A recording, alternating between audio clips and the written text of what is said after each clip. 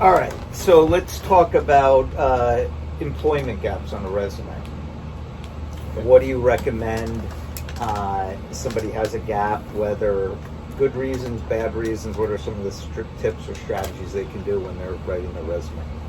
Okay, well, what I see a lot of times on resumes are we get out and maybe we picked up a job at Coca-Cola, or we picked up a job at Pepsi, or a staffing service.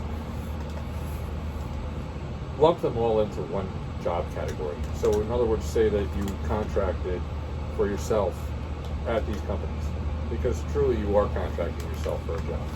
But you can say, okay, I worked as a contractor for those 6 months. Instead of I had 16 jobs in 6 months, you can say I worked as a contractor for 6 months. And I helped out this one with this project. I worked in the warehouse as a laborer or whatever it was, in order to pick up that difference on the gap. Yeah, there's nothing. We're never asking you to lie or deceive anyone on your resume, but you got to play the game a little bit. When people are going to be skimming that resume for seconds, and if they assume you're a job hopper, you're dead meat. Yeah, the job hopper will be the end of the whole process at that point. Yeah. You know, first of all, the ATS is going to pick it up. The applicant tracking software is going to pick up that job gap. Right. It's going to draw a red flag, and that person that's processing the application is just going to dump you. Right. You're not going to get past that point.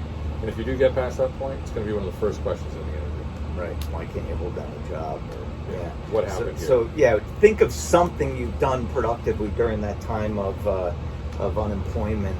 And as Jay said, if you had a lot of part-time jobs, even if you were paid off the table, it doesn't matter. Put them on your resume, group them all together.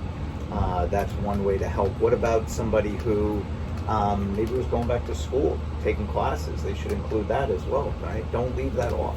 Yeah. And you can actually put in your cover letter at that point. Say, I had a difference in employment for a year and a half because I was in full-time school. Right. And because of the GI Bill or whatever else we had going on, I didn't have to work during that time frame. So I was able to go to this class full-time. Right. So it'll make it up.